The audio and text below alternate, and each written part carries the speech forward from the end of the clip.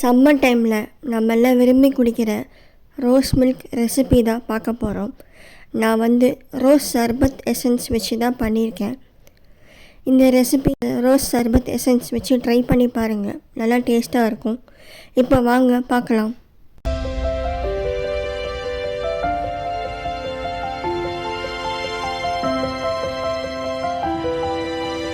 Rose milk செய்கிறதுக்கு நான் 1 cup பால் எடுத்து வச்சுருக்கேன். நம்ம தண்ணி ஆட் பண்ண வேணாம். இப்போது ரோஸ் சர்பத் எசன்ஸ் எடுத்துக்கோங்க. ஒரு மிக்ஸி ஜாரில் பால் ஊற்றிட்டு அந்த எசன்ஸ் நம்ம ஆட் பண்ணிக்கலாம். நமக்கு சுகர் தேவைப்படாது, ஏன்னா இந்த ரோஸ் எசன்ஸ்லேயே ஸ்வீட்னஸ் இருக்கிறதுனால சுகர் வேண்டாம் ஃப்ரெண்ட்ஸ்.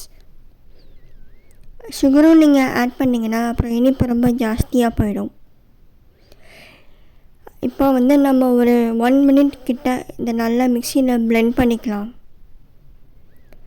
ஏன்னா நீங்கள் 1 மினிட் கிட்ட பிளெண்ட் பண்ணிங்கன்னா தான் உங்களுக்கு நல்லா க்ரீமி ஃபார்ம் கிடைக்கும் ஃப்ரெண்ட்ஸ். அப்போ தான் நமக்கு ரோஸ் மில்க் குடிக்கிறதுக்கு நல்லா டேஸ்ட்டாக இருக்கும்.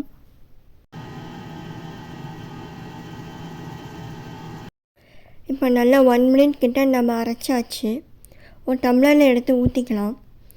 இந்த ரோஸ் மில்க் பார்த்திங்கன்னா வெயில் காலத்தில் நமக்கு ரொம்ப குளிர்ச்சியான ஒரு ட்ரிங்க்கு. இது குழந்தைங்க நல்லா விரும்பி குடிப்பாங்க. ஈவினிங் அவங்களுக்கு ஸ்கூல் போய்ட்டு வந்தோடனே இந்த ரோஸ் மில்க் கொடுங்க. நமக்குமே இந்த ட்ரிங்க் ரொம்ப நல்லது. நம்ம பாடி ஹீட்டை ரெடியூஸ் பண்ண ஹெல்ப் பண்ணும். நான் கொஞ்சமாக ரோஸ் சர்பத் எசன்ஸ் ஆட் பண்ணிக்கிறேன், ஏன்னா கொஞ்சம் பத்தாமல் இருந்ததுனால. இந்த ரோஸ் மில்க் பார்த்திங்கன்னா பிரெயின் ஃபங்க்ஷனுக்கு நல்லா ஹெல்ப் பண்ணுன்னு கண்டுபிடிச்சிருக்காங்க. இப்போ ஐஸ் க்யூப்ஸ் ஆட் பண்ணிக்கலாம். நான் ஒரு 6 ஐஸ் க்யூப் ஆட் பண்ணியிருக்கேன். உங்களுக்கு எவ்வளோ தேவையோ நீங்கள் ஆட் பண்ணிக்கோங்க. சில்னஸ்க்கு ஏற்ற மாதிரி ஆட் பண்ணிக்கோங்க. நிறைய பேர் சப்ஸ்கிரைப் பண்ணாமல் பார்த்துட்ருக்கீங்க. சப்ஸ்கிரைப் பண்ணுங்கள் ஃப்ரெண்ட்ஸ். உங்களுக்கு இந்த வீடியோ பிடிச்சிருந்தால் லைக் பண்ணுங்கள், ஷேர் பண்ணுங்கள், கமெண்ட் பண்ணுங்கள். தேங்க்யூ.